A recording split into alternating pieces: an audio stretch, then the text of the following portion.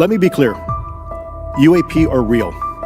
Advanced technologies not made by our government or any other government are monitoring sensitive military installations around the globe. Furthermore, the U.S. is in possession of UAP technologies, as are some of our adversaries. A white tic-tac object with a longitudinal axis pointing north-south and moving very abruptly over the water like a ping pong ball.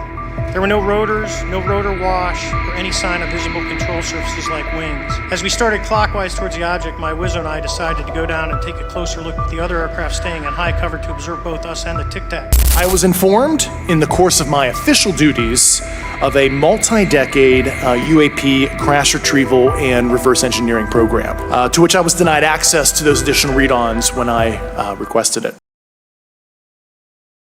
Mantan pejabat pemerintahan yang mengaku memiliki. Dalam video ini, kita akan membahas 5 kesaksian mengejutkan dari mantan personel militer Amerika Serikat dan informasi mengenai keberadaan entitas non-manusia dan UFO di wilayah Amerika Serikat. Orang-orang ini memberikan kesaksian bukanlah sosok sembarangan, guys.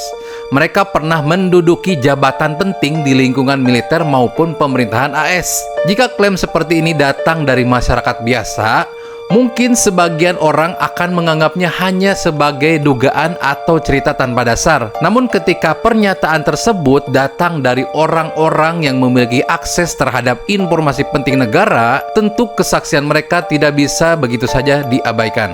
Namun sebelum masuk ke kesaksian-kesaksian tersebut, mari kita terlebih dahulu menelusuri beberapa poin utama yang selama puluhan tahun menjadi landasan teori konspirasi tentang hubungan rahasia antara pemerintah Amerika Serikat dan makhluk luar angkasa. Salah satu titik awal yang paling sering disebut adalah insiden Roswell pada tahun 1947 yang sering kita bahas. Peristiwa jatuhnya sebuah benda misterius di New Mexico ini memicu spekulasi bahwa militer Amerika sebenarnya menemukan pesawat luar angkasa beserta makhluk yang mengendarainya, lalu menyembunyikan fakta tersebut dari publik. Kemudian ada Area 51, sebuah pangkalan militer super rahasia di negara bagian Nevada. Tempat ini sering dicurigai sebagai pusat penelitian teknologi alien serta lokasi penyimpanan UFO yang berhasil ditemukan dan direkayasa ulang untuk kepentingan militer.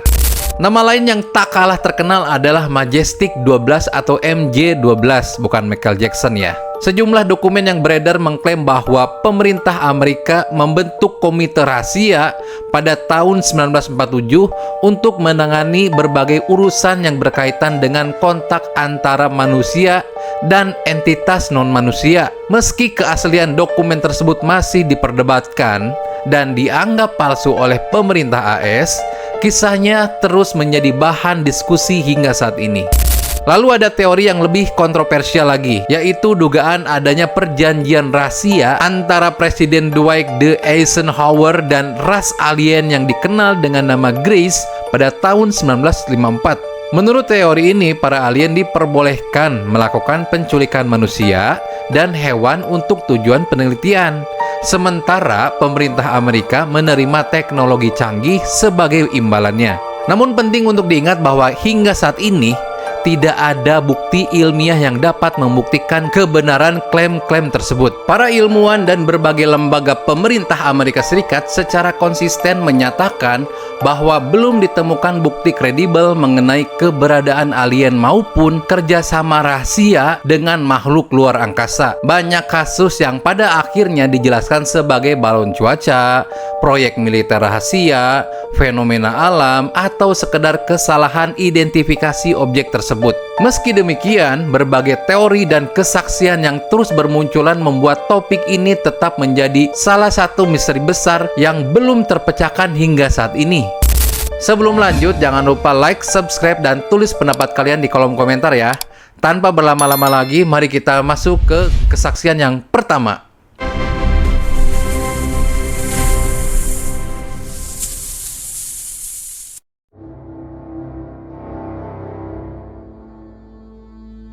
Pada sidang bersejarah Kongres AS pada Juli 2023, David Grush bersaksi bahwa pemerintah AS memiliki program rahasia selama beberapa dekade untuk memulihkan dan merekayasa balik reverse engineering pesawat luar angkasa non-manusia. Ia mengklaim AS telah mengetahui aktivitas non-manusia sejak tahun 1930-an dan menemukan sisa-sisa biologis pilotnya. Berikut video pengakuannya.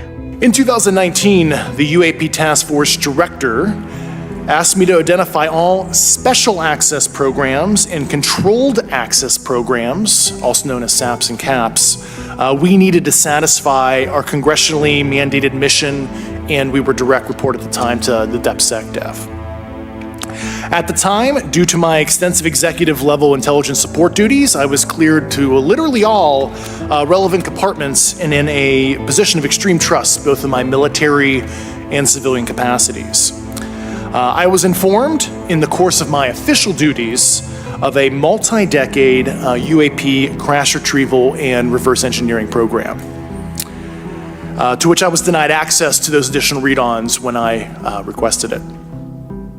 I made the decision, based on the data I collected, to report this information to my superiors and multiple inspectors general, and in effect becoming a whistleblower. As you know, I've suffered retaliation for my decision, but I am hopeful that my actions will ultimately lead to a positive outcome of increased transparency. Thank you, and I'm happy to answer your questions.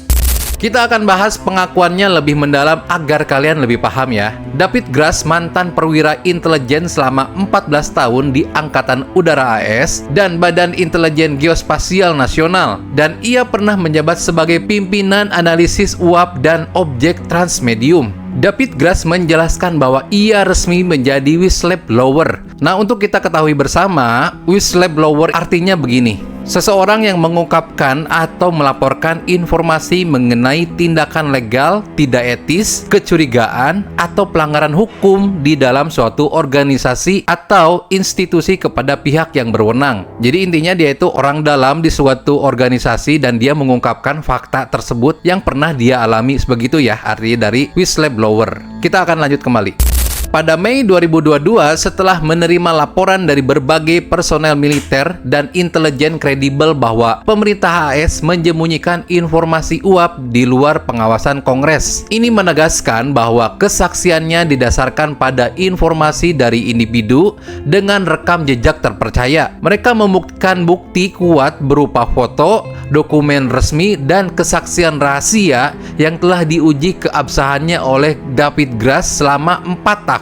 Pada tahun 2019, David Grush diperintahkan oleh Direktur Gugus Tugas UAP untuk mengidentifikasi semua program akses khusus yang disembunyikan pemerintah guna memenuhi misi mandat dari Kongres. David Grush menyatakan secara resmi bahwa ia mendapatkan informasi mengenai program rahasia pemerintah yang telah berjalan puluhan tahun untuk mengambil uap yang jatuh dan melakukan rekayasa balik reverse engineering teknologinya. Aksesnya langsung ditolak saat itu ia meminta izin untuk melihat program tersebut. Setelah melaporkan temuan program rahasia ilegal ini kepada atasannya dan Inspektur Jenderal, David Grush mengakui secara terbuka bahwa ia mengalami intimidasi dari pihak tertentu karena keputusan tersebut. Jadi mengungkapkan sesuatu yang benar-benar rahasia ini nggak main-main ancamannya, gengs. Taruhannya ya kalian tahu sendirilah.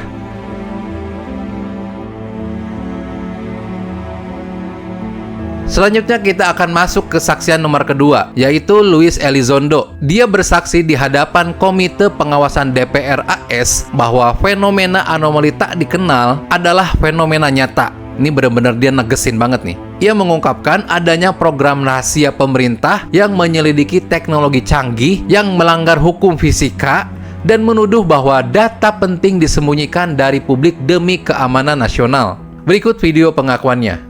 Let me be clear. UAP are real. Advanced technologies not made by our government or any other government are monitoring sensitive military installations around the globe. Furthermore, the U.S. is in possession of UAP technologies, as are some of our adversaries. I believe we are in the midst of a multi-decade secretive arms race, one funded by misallocated taxpayer dollars and hidden from our elected representatives and oversight bodies. For many years, I was entrusted with protecting some of our nation's most sensitive programs. In my last position, I managed a special access program on behalf of the White House and the National Security Council. As such, I appreciate the need to protect certain sensitive intelligence and military information. I consider my oath to protect secrets as sacred, and I will always put the safety of the American people first. With that said, I also understand the consequences of excessive secrecy and stovepiping. Nowhere was this more apparent than in the aftermath of 9/11, which many of us remember all too well. I believe that America's greatness depends on three elements. A watchful Congress, B, a responsive executive branch, and C, an informed public. Over the last decade and a half, I learned that certain UAP programs were and are operating without any of these elements. Although much of my government work on the UAP subject still remains classified, excessive secrecy has led to grave misdeeds against loyal civil servants, military personnel, and the public, all to hide the fact that we are not alone in the cosmos. A small cadre within our own government involved in the UAP topic has created a culture of suppression and intimidation that I've personally been victim to, along with many of my former colleagues. This includes unwarranted criminal investigations, harassment, and efforts to destroy one's credibility. Most Americans would be shocked to learn that the Pentagon's very own Public Affairs Office openly employs a professional psychological operations officer as the singular point of contact for any UAP-related inquiries from citizens and the media. This is unacceptable. Many of my former colleagues and I have provided classified testimony to both the Department of Defense and the Intelligence Community Inspector General.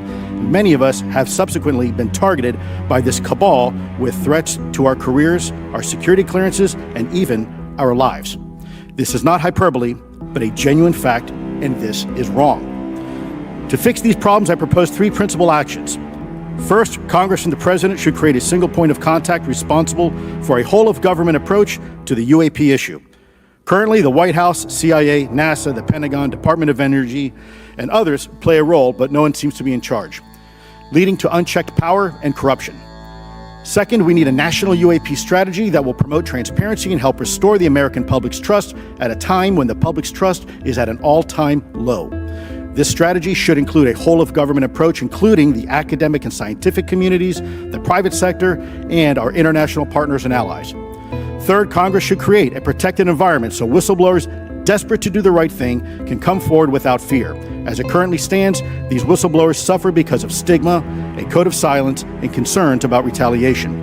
These whistleblowers should be encouraged to come forward in ways that protect them against any forms of retaliation. Policies and procedures should ensure that protection, and for those who refuse to cooperate, it is up to the members of this committee and the other lawmakers to wield their subpoena power against hostile witnesses and prevent additional government funding to those UAP efforts that remain hidden from congressional oversight. In closing, we as Americans have never been afraid of a challenge. In fact, we thrive on them, whether it's eradicating polio or going to the moon. We don't run from a challenge, we take it head on. To the incoming administration and Congress, I say to you, we need immediate public transparency, and this hearing is an important step on that journey. If we approach the UAP topic in the same way as we, as Americans, have met other challenges, we can restore our faith in our government institutions. Together, we can usher in a new era of accountable government and scientific discovery. I believe that we as Americans can handle the truth, and I also believe the world deserves the truth. Thank you, esteemed members of Congress, for your time today. It is profoundly appreciated by many. Pernyataan ini disampaikan dalam sidang lanjutan Kongres AS mengenai uap pada bulan November 2024. Luis Elizondo menyampaikan pernyataan yang sangat lugas dan berani di hadapan Komite Kongres. Ia menegaskan tanpa ragu bahwa uap atau UFO adalah nyata. Objek-objek tersebut membawa teknologi sangat canggih yang bukan buatan pemerintah AS maupun negara lain di bumi, dan mereka secara aktif memantau instalasi militer sensitif di seluruh dunia. Lebih jauh lagi, ia mengkonfirmasi bahwa pemerintah AS serta beberapa negara pesaingnya kini sedang menguasai teknologi fisik uap tersebut dalam sebuah perlombaan senjata rahasia selama puluhan tahun yang didanai secara ilegal menggunakan uang pajak rakyat tanpa sepengetahuan Kongres. Ini dia berani banget ya, ngakuin hal yang bener-bener rahasia tingkat dewa ibaratnya ini. Nah, Luis Elizondo membeberkan adanya kelompok kecil di dalam internal pemerintah yang sengaja membatasi informasi, melakukan penindasan, hingga mengintimidasi para pelayan publik dan militer. Tindakan keji ini dilakukan demi menyembunyikan satu fakta besar, bahwa manusia tidak sendirian di alam semesta. Ngeri sedap sih ini pengakuannya. Ia sendiri mengaku menjadi korban intimidasi, investigasi kriminal palsu, dan upaya penghancuran kredibilitas. Rekan-rekan sesama saksi yang memberikan kesaksian rahasia bahkan mendapatkan ancaman karir, pencabutan izin keamanan, hingga ancaman pembunuhan. Tuh kan, bener-bener nggak main-main ini ancamannya. Untuk mengatasinya, Luis Elizondo mendesak 3 langkah utama. Pertama, pembentukan satu lembaga tunggal pemerintah yang mengurusi UAP. Kedua, pembuatan strategi transparansi nasional yang melibatkan ilmuwan, serta jaminan perlindungan total bagi para whistleblower dari segala bentuk intimidasi.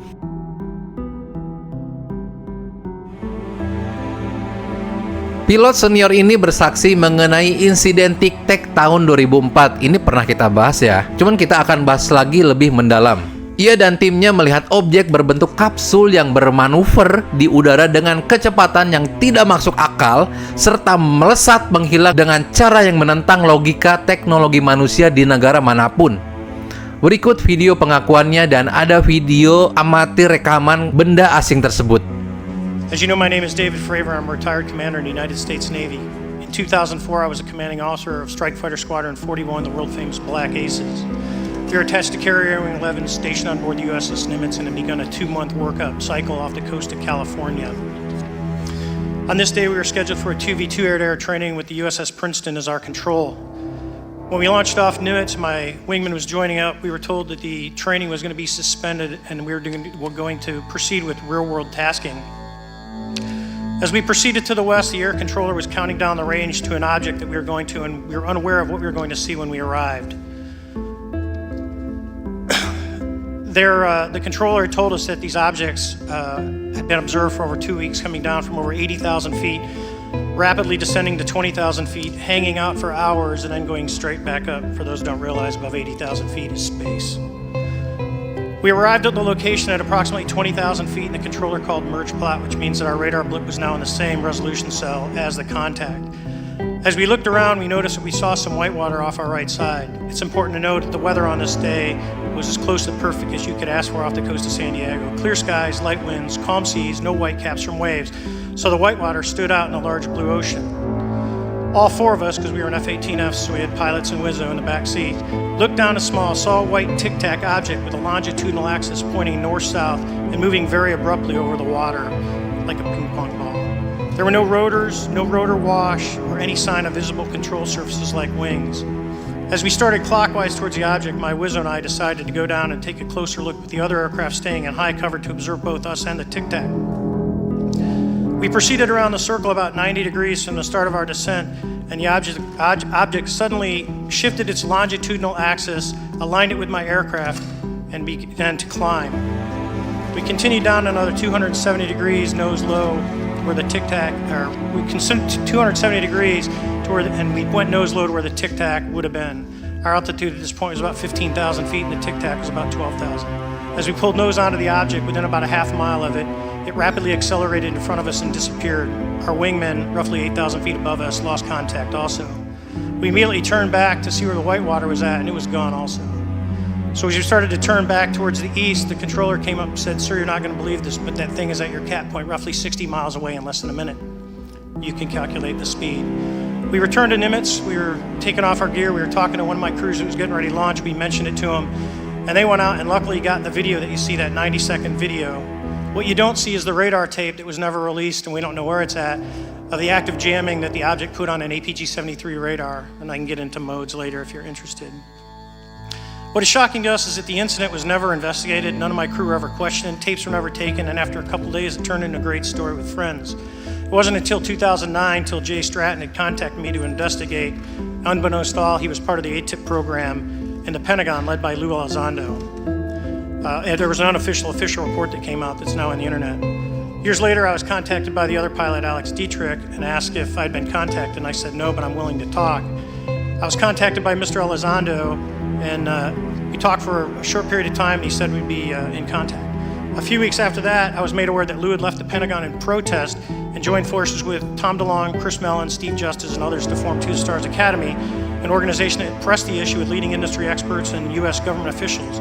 They worked with Leslie Kean, who is present today, Ralph Blumenthal, and Helene Cooper to publish the articles in the New York Times 2017 New York Times, and it removed the stigma on the topic of UFOs, which is why we're here today. Those articles open the door for the government and public that cannot be closed. It has led to an interest from our elected officials who are not focused on little green men, but figuring out where these craft are, where they're from, the technology they possess, how do they operate. It also led to the Whistleblower Protection Act and the NDAA. There are multiple witnesses coming forward to say that have firsthand knowledge, and Mr. Grush just covered that. What concerns me is that there's no oversight from our elected officials on anything associated with our government processing or working on craft. Believe it not from this world. This issue is not a full public disclosure that can undermine national security, but it is about ensuring that our system of checks and balances works across all work done in the government using taxpayer funds. Relative to government programs, even unacknowledged WAVE programs have some level of oversight by the appropriate committee members in the House and Senate, and this work that is said to be occurring from whistleblower testimonies should not be exempt.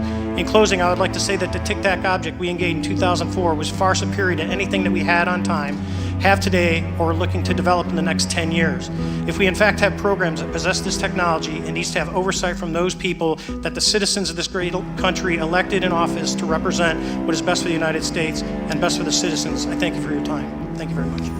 David Fravor menceritakan pengalamannya saat memimpin skuadron jet tempur FA-18F di atas kapal induk USS Nimitz pada tahun 2004 di lepas pantai California.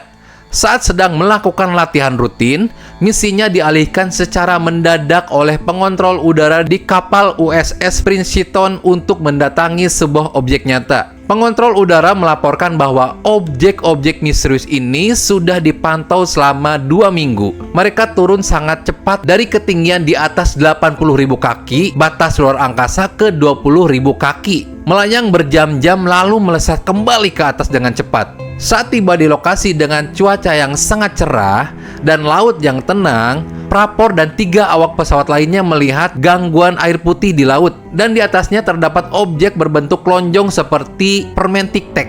Objek tersebut tidak memiliki baling-baling, sayap, ataupun tanda-tanda sistem kendali pesawat konvensional, namun bergerak lincah dan acak seperti bola pingpong. Ketika Prapor menurunkan jet tempurnya untuk mendekat, objek Tic Tac tersebut tiba-tiba berputar, mengarahkan moncongnya ke jet Prapor dan ikut menanjak naik. Ketika jarak mereka tinggal setengah mil, objek itu tiba-tiba melesat dengan kecepatan luar biasa dan menghilang dalam sekejap.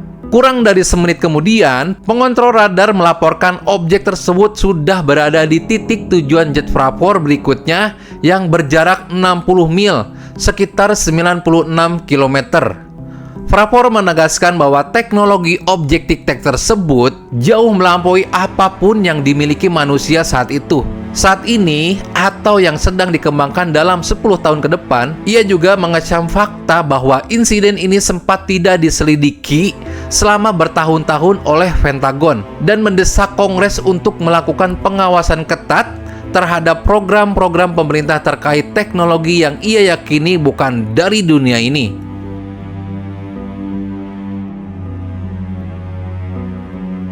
Ini UFO-nya bisa masuk ke dalam air dengan kecepatan yang sangat tinggi. Keren banget sih ini. Mantan pakar oseanografi militer ini bersaksi bahwa ia melihat data dan mengenai objek yang bergerak dengan kecepatan sangat tinggi dan mampu melakukan perjalanan dari udara ke bawah air tanpa hambatan. Jadi dari atas langit, shoot, masuk ke dalam air itu nggak ada hambatan sama sekali. Dengan kecepatan yang Ia menyebut objek ini harus ditanggapi secara ilmiah demi Go Fast is one of the 3 Navy UAP videos the Pentagon officially released in 2020, along with FLIR and Gimbal. The Pentagon did not say the videos showed aliens. It said they were real Navy recordings of aerial phenomena that remained unidentified. For this story, the key detail is Gallaudet's claim that he saw Go Fast inside the Navy before the public release. Attached to a plane terms, that can mean a collision course. For a submarine, That is especially dangerous because the crew cannot look outside and see what is coming. Crush depth is the other extreme, the depth where pressure can overwhelm the hull. In this story, the crew is caught between something closing on them and the physical limit of how deep the submarine can go. And that's a dangerous place to be on an old technology like that. And again, to this day, he doesn't know. I want to get that data. The data is collected and archived at Johns Hopkins University, and I'm in the process of reinstating my clearance, and I want to look into that. Sebagai mantan oceanographer tertinggi di Angkatan Laut AS, tim Gallaudet menegaskan bahwa lautan dunia adalah wilayah yang sangat luas dan sebagian besar dan belum tereksplorasi sekitar 75%. Baru 25% tereksplorasinya berarti ya. 95% volume airnya belum pernah diselami kamera. Ketiadaan data ini membuat lautan menjadi tempat bersembunyi yang sempurna bagi OSO atau disebut UFO ya. Cuman ini USO itu untuk UFO sebutan di bawah laut. Tim Gallaudet ini membagikan pengalamannya bekerja sama dengan penjelajah laut ternama Thor Peskovo, pemilik ekspedisi Five Deeps yang menyelami Palung Mariana untuk melakukan pemetaan sonar beresolusi tinggi di titik-titik koordinat tempat terjadinya insiden UFO militer terkenal, seperti insiden USS Nimitz tahun 2004 dan USS Omaha 2019. Tim Gallaudet meyakini adanya keanehan fitur geologis di dasar laut yang kemungkinan besar merupakan dampak interaksi antara OSO dan lantai samudra. Keterlibatan pribadi Gallaudet dalam isu ini bermula saat ia masih aktif menjabat di Pentagon. Suatu hari, ia menerima email rahasia dari jaringan Spearnet militer dengan judul mendesak, Urgent Safety of Flight Issue, masalah keselamatan penerbangan mendesak. Email tersebut melahirkan video uap GoFast yang terkenal sebelum bocor ke publik dan memperingatkan bahwa jet tempur F-18 berulang kali nyaris tabrakan di udara dengan objek berbentuk bola misterius tanpa sistem penggerak tersebut selama latihan pra-pengarahan kapal induk USS Theodore Roosevelt. Yang mengejutkan, keesokan harinya email tersebut dihapus secara misterius dari seluruh komputer militer. Dan isu keselamatan fatal ini sengaja dibungkam rapat di rapat-rapat internal Angkatan Laut karena masalah klarifikasi rahasia yang tidak etis. Tim Gallaudet juga membeberkan kesaksian langsung dari seorang perwira kapal selam nuklir AS pada masa Perang Dingin tahun 1980-an di Samudra Atlantik Utara. Kapal selam tersebut mendeteksi objek pasif misterius yang bergerak dengan kecepatan ekstrim mendekati mereka dalam posisi jalur tabrakan langsung. Kru kapal mengira itu adalah torpedo atau kapal selam serang Rusia hingga mereka terpaksa menyelam ekstrim ke batas kedalaman hancur lambung. Namun objek tersebut tiba-tiba berhenti, mengekor di belakang buritan mereka, lalu melesat pergi dalam hitungan menit dengan teknologi kecepatan bawah air yang mustahil dimiliki oleh AS maupun Rusia pada masa itu.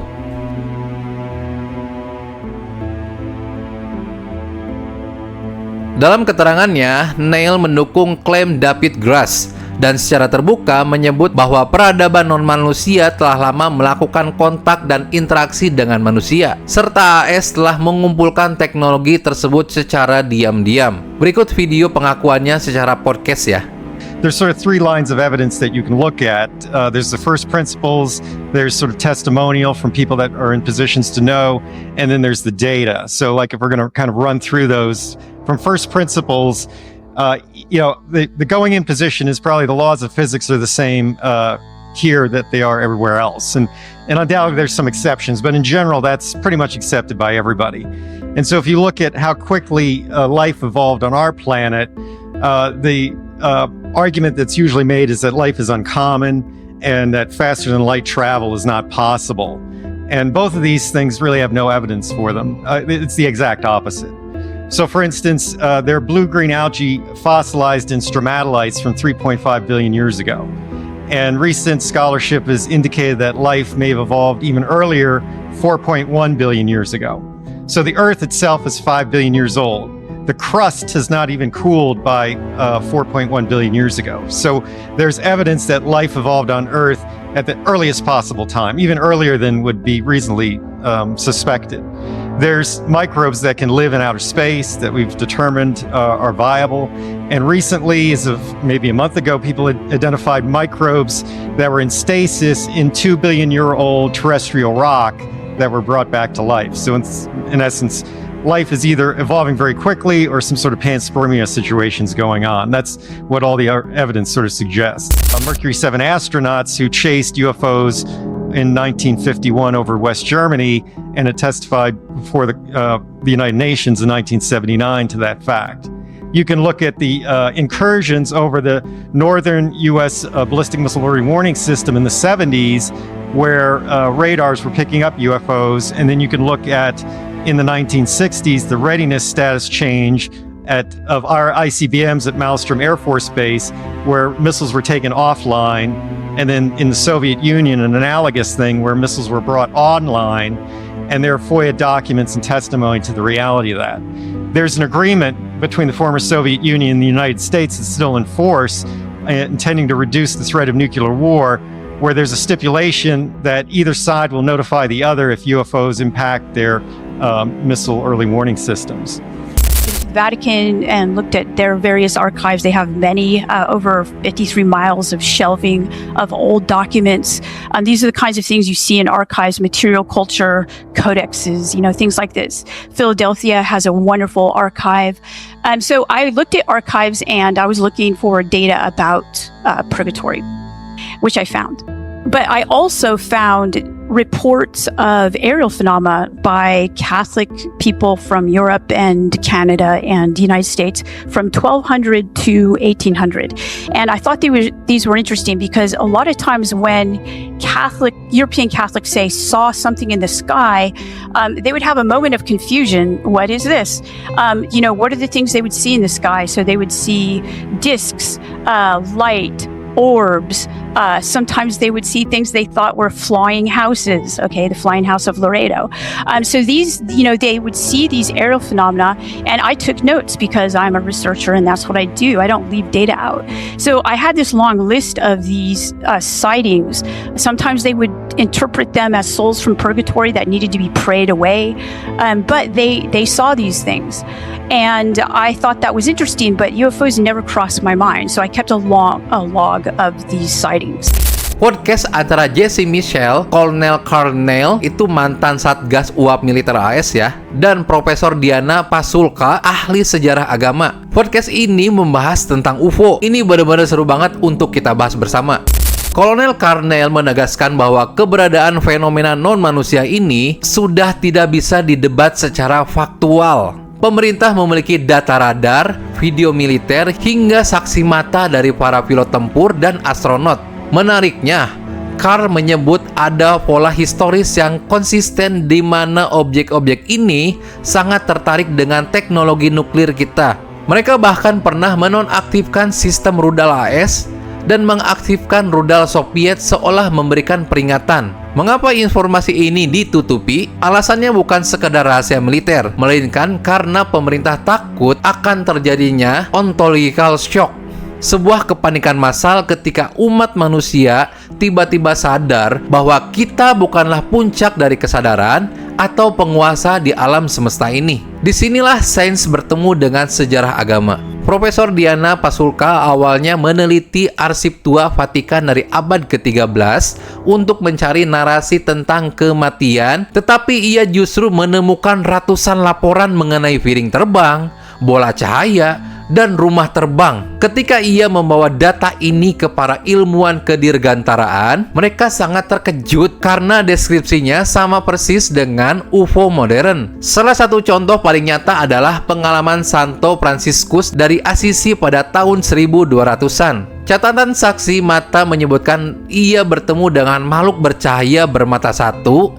yang disebut Seraphim, mungkin Dajjal kali ya ini. Setelah pertemuan itu, Franciscus menderita luka bakar misterius di tangan dan kakinya, secara tradisional disebut stigmata. Luar biasanya, luka tersebut persis dengan gejala radiasi elektromagnetik yang dialami oleh orang-orang yang berinteraksi jarak dekat dengan UFO di era modern, yang saat ini sedang diteliti secara medis oleh CIA dan ilmuwan Stanford. Lebih jauh lagi, rahasia terdalam dari program luar angkasa kita ternyata tidak sepenuhnya berbasis materialistis, baik program roket Rusia maupun Amerika Serikat. Sebenarnya dirintis oleh orang-orang yang sangat esoteris. Mereka mempraktikkan protokol kesadaran karena percaya bahwa untuk bisa menembus ruang angkasa, manusia harus terhubung dengan kecerdasan non-manusia. Bahkan hingga hari ini, beberapa pengontrol misi NASA tingkat tinggi secara sembunyi-sembunyi masih menggunakan teknik spiritualitas dan kesadaran ini untuk memastikan keberhasilan peluncuran roket.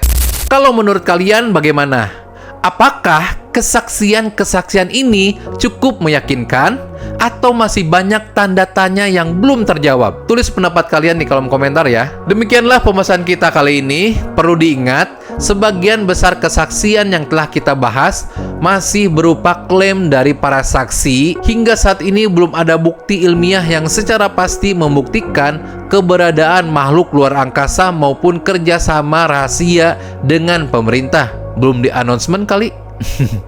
Karena itu, mari kita menyikapi informasi seperti ini dengan pikiran terbuka, namun tetap kritis dan berdasarkan fakta. Jangan lupa bantu dukung channel ini dengan menekan tombol like, subscribe, dan aktifkan lonceng notifikasi agar tidak ketinggalan video-video menarik lainnya. Saya Akang Hilman, sampai jumpa di video berikutnya. Wassalamualaikum warahmatullahi wabarakatuh. Hatur nuhun.